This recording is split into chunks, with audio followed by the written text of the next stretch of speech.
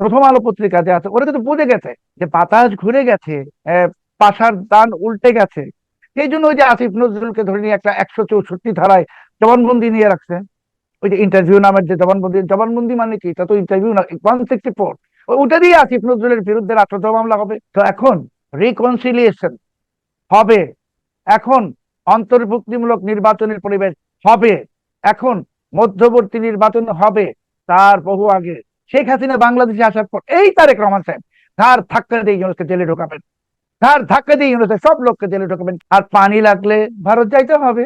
গঙ্গার পানি তো আপনি ওইটা এই নিউ ইয়র্কে বসে চাইলে পাবেন না। বিএনপির কোনো হাতে কিছু নাই। বিএনপি সব সুযোগ হারাই ফেলছে প্রায় 2 বছর। আওয়ামী লীগ ক্ষমতার বাইরে 2 বছর বিএনপি সব সুযোগ হারাই ফেলছে। ইউনুস যেমন সব সুযোগ হারিয়ে এখন গণশত্রুতে পরিণত হয়েছে, বিএনপিকে এখনই আমি গণশত্রু বলতে পারতেছি না, বা হয়তো বলছি না টেকনিক্যাল কারণে। আমন্ত্রণ জানাচ্ছি প্রিয় দর্শক, মানচিত্রের নিয়মিত আয়োজন কথোপকথনে আজকে আমাদের সঙ্গে আলোচনায় যুক্ত রয়েছেন ব্লিটজের সম্পাদক সিনিয়র জার্নালিস্ট সালাউদ্দিন শোয়েব চৌধুরী। সালাউদ্দিন শোয়েব চৌধুরী, কয়েকটি বিষয় একটু আলোচনা করতে চাই আপনার সঙ্গে। প্রথমেই আবারও আমাদেরকে বাধ্য হয়ে ডক্টর ইউনূস প্রসঙ্গটি আনতে হচ্ছে। তার কারণ সামনে 20শে আগস্ট নতুন রাষ্ট্রপতি নির্বাচিত হবে সংসদ সদস্যদের মাধ্যমে। আহ খুবই অপ্রত্যাশিত ভাবে, অনাকাঙ্ক্ষিত ভাবে কোনো কোনো গণমাধ্যম তাকে সামনে টেনে নিয়ে আসছে, যার কারণে আমাদেরকে ওই বিষয়টি নিয়ে আসতে হচ্ছে। কেন রাষ্ট্রপতি নির্বাচনের ক্ষেত্রে বা রাষ্ট্রপতি পদের জন্য আবারও ডক্টর ইউনূসের নাম এরকম শোরগোল আকারে শোনা যাচ্ছে? বিষয়টি কি আসলে? অনেক অনেক ধন্যবাদ। দেখুন, এই নির্লজ্জতার যদি কোনো অলিম্পিক মেডেল থাকতো, তাহলে সে নির্লজ্জতার অলিম্পিক মেডেল ইউনুস এবং তার যে সাংঘাতরা সবাই পেত একটা করে। জাতিসংঘের মহাসচিব পদের জন্য মনোনয়ন বন্ধ হয়ে গেছে 30শে জুলাই। এতদিন পরে সে, মানে আজকে তো 8 তারিখ, গতকালকে বা পরশুদিন ওই যে ইউনুসের যে বিখ্যাত গয়েবলস, সে যে একটা কি নামের একটা কি যেন বানায় না, চালায় ওই সাইফুর রহমান সাহেব বিএনপির মন্ত্রী ছিলেন, উনি যেটা বলেছিলেন যে টয়লেট পেপার, সেখানে লিখেছে ইউনুস সাহেব জাতিসংঘের মহাসচিব হতে আগ্রহী নন। আর আগ্রহী হইলে লাভ কি, ওটা 30শে জুলাই ক্লোজ হয়ে গেছে। 30শে জুলাই ক্লোজ হয়েছে, 6 তারিখ সে বলে উনি আগ্রহী নন, উনি বাংলাদেশের প্রেসিডেন্ট হতে আগ্রহী নন। মানে এত ওরা আমাদের সবাইকে, বাংলাদেশের সব মানুষকে এত বোকা মনে করে। আসলে তো বাংলাদেশ মানুষ বোকা, বাংলাদেশের মানুষ বোকা বলেই তো 24শে আগস্ট মাসে এই দানবটাকে ফ্রান্স থেকে উড়িয়ে এনে বাংলাদেশটা তার হাতে তুলে দিয়েছিল। জাতিসংঘের মহাসচিবের প্রসেস ক্লোজ হয়ে গেছে 30 তারিখ, মানে সব মনোনয়ন প্রক্রিয়া। সেখানে হম 6 তারিখ এসে বলে উনি আগ্রহী নন। আরো বলে বাংলাদেশের টেলিভিশনে নাকি এখন এবং টক শো গুলোতে গুজব ছড়ানো হচ্ছে, এই ইউনুসের যে সেই টয়লেট পেপারের সম্পাদক বলে। আর তাদের সময় সে কি করছে, সে নিজে কত গুজব ছড়াইছে। বাংলাদেশে নাকি ইউনুসের সময় সাংবাদিক নির্যাতন হয় নাই। ভাই, বাংলাদেশে সাংবাদিক নির্যাতন হয় নাই? আমার তো জানাশোনা কয়েকজন সাংবাদিকের মধ্যে আপনি মঞ্জুর আলম পান্না সাহেবই তো একজন। তাহলে যদি ওর ভাষায় সাংবাদিক নির্যাতন বলতে বোঝায় রাস্তার মধ্যে ফেলে সাংবাদিকদেরকে কোরবানির গরুর মতো জবাই করা, ওইটা হয় নাই। তো এই যে নির্লজ্জ, বেহায়া, লুটেরা, পাটপার, এরা আগেও দেশটাকে ধ্বংস করছে, 18 মাসে দেশ তো ধ্বংস। এখন আবার নতুন করে ক্ষমতায় ফিরে আসে প্রেসিডেন্ট পদের জন্য, সে বলে না উনি কোনো রাজনৈতিক পদে যাবেন না। হম হম ইউনুসকে যদি বলা হতো তুমি প্রেসিডেন্ট হবে, এক ছোট কাজে মিরপুর গ্রামীণ ব্যাংক ভবন থেকে বা ইউনুস সেন্টার থেকে বঙ্গভবন, এইটুকু জায়গা তুমি জিপ দিয়ে চেটে চেটে রাস্তাটা পরিষ্কার করবা, ওটার জন্য সে রাজি ছিল। এতটা বাজে লোক, নির্লজ্জ লোক। ইউনুসকে নিয়ে কোনো গুঞ্জন নাই, ইউনুস নিজে নিজে গুঞ্জন ক্রিয়েট করছে। আর দ্বিতীয় হলো যেটা, যে আগামীতে তো রাজনীতির দিক পরিবর্তন হয়ে যাচ্ছে দ্রুত গতিতে। তারেক রহমান সাহেব ভারতে গেলেও পরিবর্তন হবে, আর না গেলে তো গঙ্গার পানি পাবে না। গঙ্গার পানি লাগলে আপনাকে দিল্লিতেই যেতে হবে। ঢাকায় বসে আপনি ওই হুমায়ুন আর খলিলুর দিয়ে ওই যে 9 বার না 11 বার এডিট করতে হয় একটা ইংরেজি বিবৃতি দেওয়ার জন্য, যেগুলো করেন না, এগুলো করে ভারতে কোনো লাভ হবে না। বরঞ্চ এগুলো আপনি যে কি করতেছেন, এটা ভারতের কিছু আসে যায় না, বরঞ্চ গঙ্গার পানিতে দিবে না। তারেক রহমান সাহেবকে যেতে হবে দিল্লিতে, গিয়ে গঙ্গার পানি বিনীত ভাবে চাইতে হবে, আর দিল্লি দিয়ে দিবে গঙ্গার কেন পানি। কেন আমরা বিনীত ভাবে চাইবো? এটা তো আমাদের হিস্সা। গঙ্গার পানির বিষয়টা আপনি তোমাদের শুনুন, হিস্সা নামা। আপনি তো জি। বড় দেশ, আপনি তো আমেরিকার সঙ্গে পারেন নাকি যে হিস্সা অধিকার পারি বলতে? আমরা আমেরিকা বড় দেশ, তো ওই ভারতের সঙ্গে ভারত আপনি ছোট দেশ নাকি? ভারত কি পাকিস্তান নাকি এত বড়? আপনি চাইলে দিবে না, কিসের হিস্সা? আমেরিকাতেও তো আপনি চাইলে দিবে আপনাকে। আর এখন আমেরিকা ভারত একখানে হয়ে গেছে। তো গঙ্গার পানি চাইলেই শর্ত আসবে, অন্তর্ভুক্তিমূলক রাজনীতি, শেখ হাসিনাকে ফিরতে দিতে হবে, এইগুলো শর্ত আসবে। এটা শুধু ভারত দিবে না, সার্জিও গৌরব দিবে, ডোনাল্ড ট্রাম্পও দিবে। কেন? যে ডোনাল্ড ট্রাম্পের অবস্থাটা কেমন হচ্ছে, আপনি ছোটবেলায় একটা প্রবাদ আমরা বলতাম না, যে পাগল সাকু নারাজ নে, ভালো কথা মনে করছেন? তো ডোনাল্ড ট্রাম্পকে অনেকদিন পরে মনে করাই দেওয়া হলো যে বাংলাদেশে ইউরোস ছিল, ওই যে বাইডেনের লোকটা যে আপনার বিরুদ্ধে নির্বাচনে টাকা খাটিয়েছিল, ও তাই তো। এখন কিন্তু ওই তার লোকরাই ক্ষমতায়। তো ট্রাম্পের এতদিন পরে মনে হয়েছে যে বাংলাদেশে তো, ও ওরা তো আমার লোক না। আর চুক্তি তো আপনি করছেন, এটা যদি আমাকে প্রাইম মিনিস্টার বানায় দেয় বা আপনাকেও বানায়, আপনি তো এটা মানতে বাধ্য। চুক্তি তো মানতে হবে। মার্কিন যুক্তরাষ্ট্রের সঙ্গে যুদ্ধ করে তো পারবেন না, তর্ক করে পারবেন না, আর ভারতের সাথেও পারবেন না। কাজে পানি চুক্তি লাগলে দিল্লি যেতে হবে। দিল্লি গেলে অন্তর্বর্তীমূলক নির্বাচন লাগবে। আমি তো আপনার এই অনুষ্ঠানে বলেছিলাম আগের বার, আবার বলছি, 2027 সালে মধ্যবর্তী নির্বাচন দিতে হবে এবং দিবে। এই যে ইউনুসের যে একটা, যেখানে প্রথম আলো পত্রিকাতে আছে, ওরা কিন্তু বুঝে গেছে যে বাতাস ঘুরে গেছে, পাশার দান উল্টে গেছে। সেই জন্য ওই যে আসিফ নজরুলকে ধরে নিয়ে একটা 164 ধারায় জবানবন্দি নিয়ে রাখছে। ওই যে ইন্টারভিউ নামের যে জবানবন্দি, জবানবন্দি মানে কি, তা তো ইন্টারভিউ না, 164। ওটা দিয়ে আসিফ নজরুলের বিরুদ্ধে রাষ্ট্রদ্রোহ মামলা হবে, ওটা দিয়ে আসিফ নজরুলের ফাঁসি হবে। তো প্রথম আলো জানে পট পরিবর্তন হয়ে যাচ্ছে, পালা বদল হয়ে যাবে, অথবা পাশার দান উল্টে গেছে। ওরা এখন দেখবেন ক্রমশ, প্রথম আলোরা অনেক স্মার্ট পত্রিকা, তো আমার আপনার মতো ওরা তার বোকা না, অনেক স্মার্ট। তো ওরা দেখবেন যে আস্তে আস্তে অনেক কিছু করবে, ধীরে ধীরে। মানে ওই যে লোকগুলোকে আইনে টেনে টেনে টেনে টেনে 164 ধারায় জবানবন্দি দেওয়াই রাখবে, যাতে ভবিষ্যতে মধ্যবর্তী নির্বাচন হলে বিএনপি আর ওই ক্ষমতায় আসবে না, এটা ইন্টারভিউতে তো। ওই ইন্টারভিউতে কি এমন বলেছেন আসিফ নজরুল যার হুম, জন্য এটাকে আপনি 164 ওই ধারা জবানবন্দি ইন্টারভিউতে বলছেন? ওনাকে জিজ্ঞেস করা হয়েছে, ওই যে একটি ঘটনা ঘটেছিল, তো বললো ওই যে স্নাইপার রাইফেল, উনি বললো আবার ফুলার রোড থেকে সব। হুম, হুম, তারপরে উনি, বুঝছো তো, তারপরে ওনাকে ক্যান্টনমেন্টে ডাকা হলো। তো হুম, হুম, ক্যান্টনমেন্টে উনি গিয়ে দেখলেন যে সেনাপ্রধান সভাপতিত্ব করছেন, ওনার ডানে ভাবে সম্ভবত বিমান বাহিনী নৌবাহিনী প্রধান ছিলেন হুম, সম্ভবত। আসিফ নজরুলের মতো একটা কুচক্রী ষড়যন্ত্রকারী, তার সব মনে থাকে। তাকে রাতের বেলা ফুলার উঠে গিয়ে কি বলে, স্নাইপার দিয়ে মনে থাকে। তাকে যখন আনতে গেল, তার ওয়াইফ কাঁদতে কাঁদতে বলে তোমাকে নিয়ে মেরে ফেলবে, এটাও মনে আছে। আর সেনা প্রধানের পাশে নৌবাহিনী বিমান বাহিনী প্রধান ছিল সম্ভবত। তো এখন এই আসিফ নজরুল আরো বাকিগুলোকে প্রথম আলো টেলিটার ওরাই ওই স্লটার হাউস, মানে এই জবাইখানায় নিয়ে আসবে, নিয়ে এসে একটা একটা করে 164 করবে। কারণ প্রথম আলো টেলিটার জানে যে দেশে ক্ষমতার পালাবর্তন হয়ে যাবে। নির্বাচন তো দিতে হবে, আগামী 2027 নির্বাচন হবে। আর নির্বাচন হলে তো বিএনপি কে কেউ ভোট দিবে না। আর জামাতে ইসলামী তো অরিজিনালি যে তাদের 6 বা 7টা আসন ওইটাই পাবে। আর এনসিপি এনসিপি এইগুলা তো মানে ওই যে আছে না, আমাদের সিলেটে একটা লোক ছিল, সাইফুর নাম, সৈফুর, প্রেসিডেন্ট নির্বাচন হলে সে নির্বাচনে দাঁড়াতো।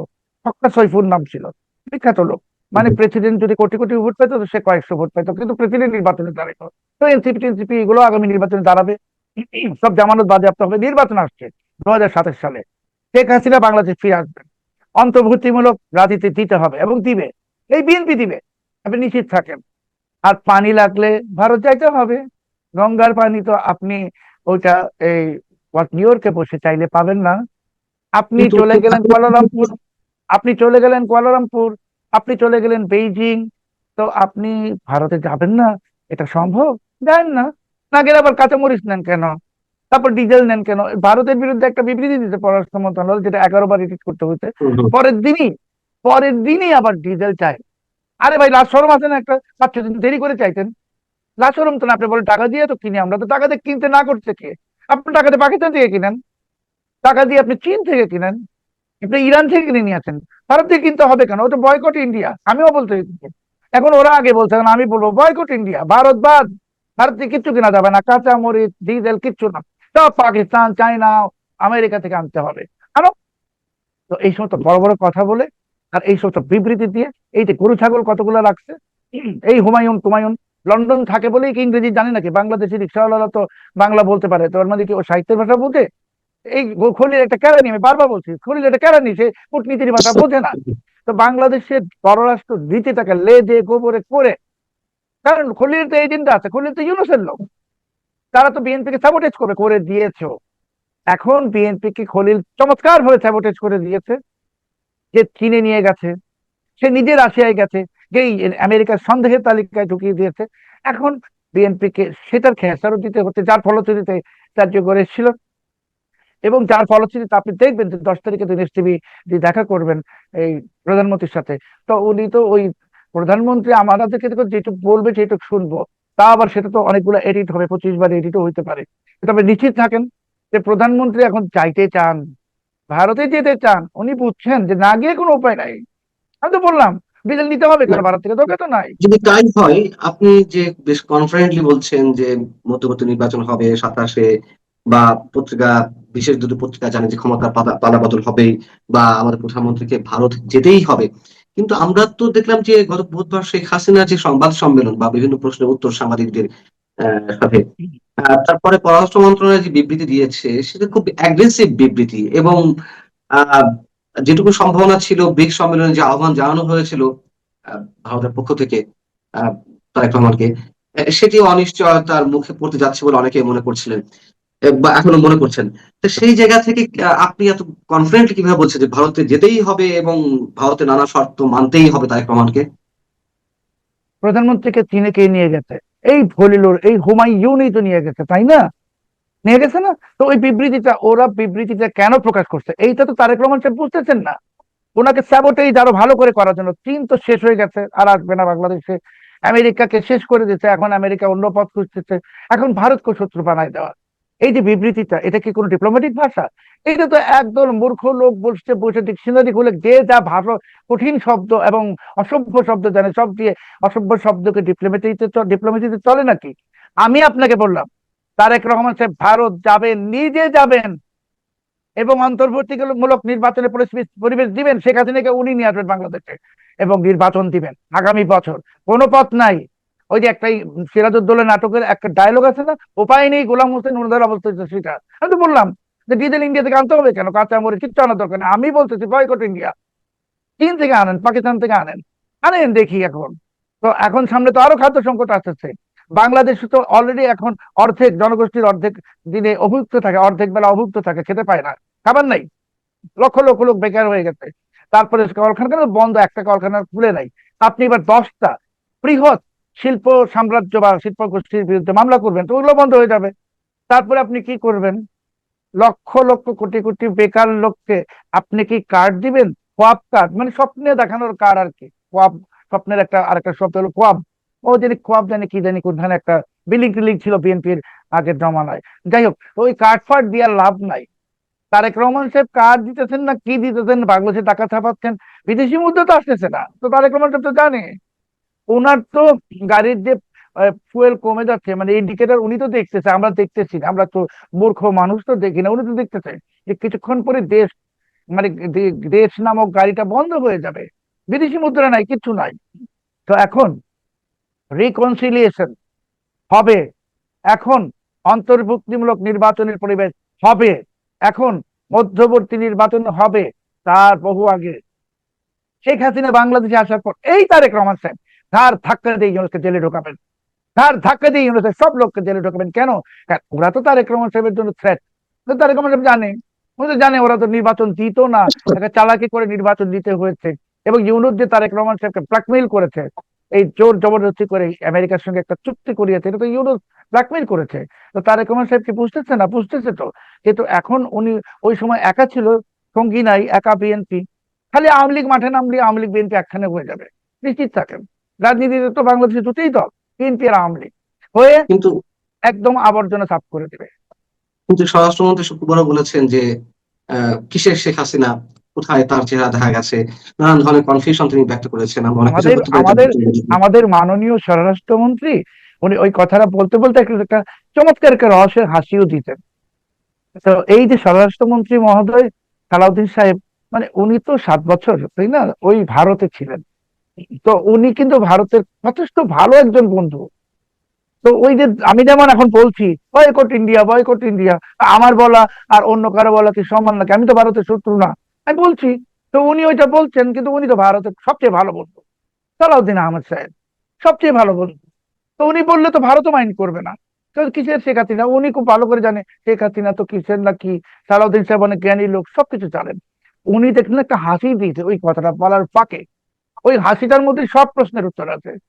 উনি জানেন কি করবেন এবং উনি জানেন কি ঘটবে।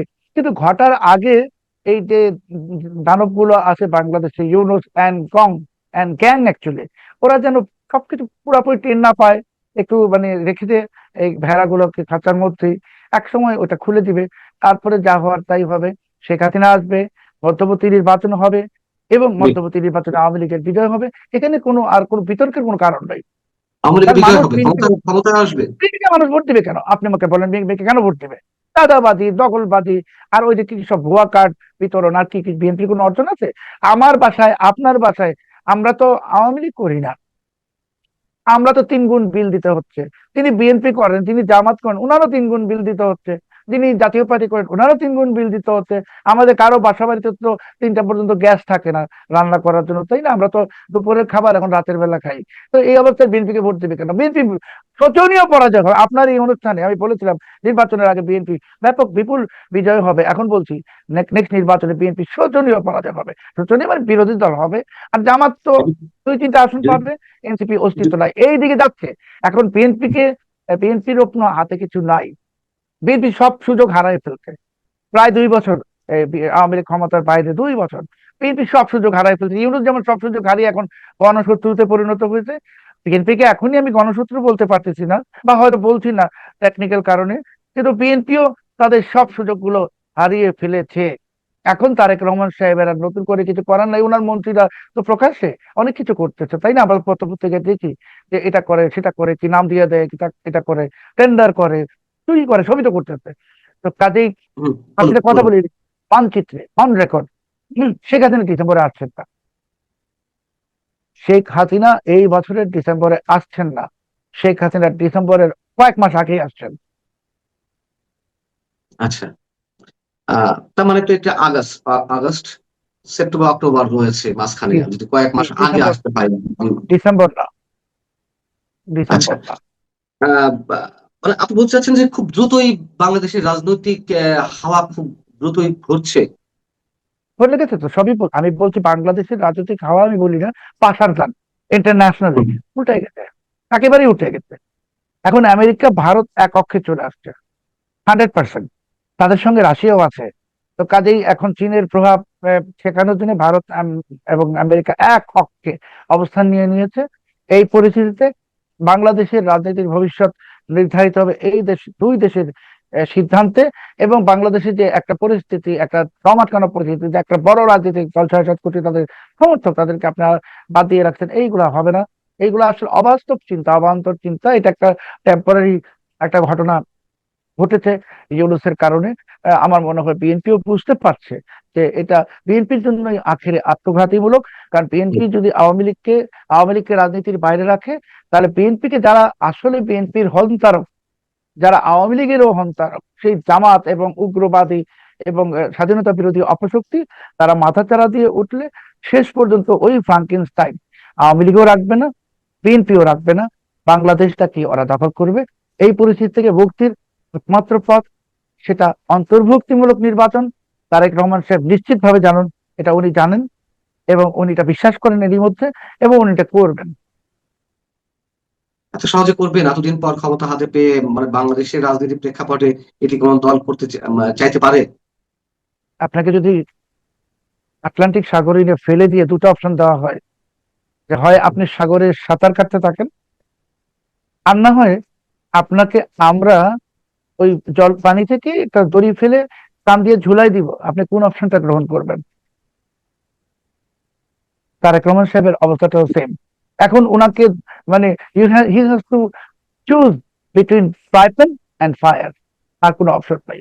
উনার সর্বোচ্চ ভুল ছিল যে উনি ক্ষমতায় আসার পরপরই আওয়ামী লীগ নিষিদ্ধের যে ইউনূসের ষড়যন্ত্র, সেই ফাঁদে উনি পা দিয়ে দিয়েছেন। যদি ওটা না করতেন, আজকে বাংলাদেশের রাজনীতির পরিস্থিতি আরেক রকম থাকতো। এবং বিএনপির জন্য অনেক নির্ঝঞ্ঝাট হতো। বিএনপিকে ঝঞ্ঝাটে বিপদে ফেলে দিতে ইউনুস ওই আইনটা করে, আর সেই আইনটাকে পাশ করে আওয়ামী বিএনপি সেই ইউনুসের ফাঁদে পা দিচ্ছে, যার খেসারত এখন বিএনপিকে দিতে হবে সেই আটলান্টিকে ছুঁড়ে ফেলা লোকটার মতো, যে তুমি কি পানিতে ডুবে মরবা নাকি তোমাকে রশি লাগায় গলায় আমরা ঝুলাই দিব, দুটার একটা। দেখা যাক, হয়তো আমাদেরকে খুব বেশি দিন ওয়েট করতে হবে না যে বাংলাদেশ রাজনীতি কোন দিকে যাচ্ছে সেটি বোঝার জন্য। আপনি ভালো থাকবেন সালাউদ্দিন শোয়েব চৌধুরী, আপনার জন্য অনেক অনেক শুভকামনা। দর্শক, আপনারা যারা শুনছিলেন ভালো থাকবেন নিশ্চয়ই। আল্লাহ হাফেজ।